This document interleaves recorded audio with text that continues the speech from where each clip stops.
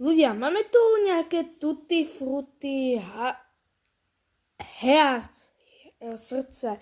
Neviem vôbec, jak sa to číta, akože, ale hearts, ja to čítam nejako tak, ešte sme sa, ešte som na to moc mladý. Ale, a my tu máme so sestrou taste test. Ahoj! Hej, tak to sa to... Otvor to. Otvor to radšej A ty ty. si to už otvoril. Takto nejako to vyzerá a my to so sestrou jeme prvýkrát, takže aby začala, ale ešte predtým, než to zjeme, dajte like a odber. A keď tu bude na tomto strašne veľa týchto.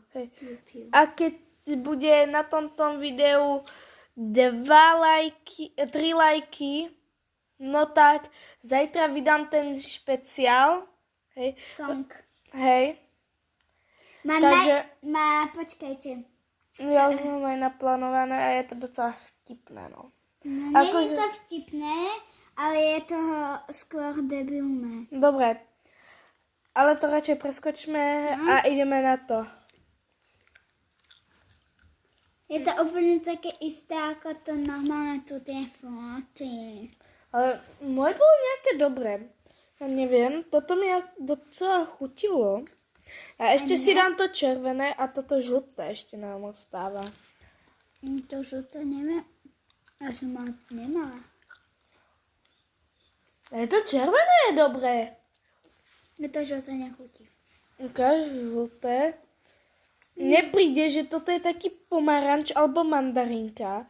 Toto je proste... Počkaj, to červené bola toto jahoda. A ešte natočíme dneska video.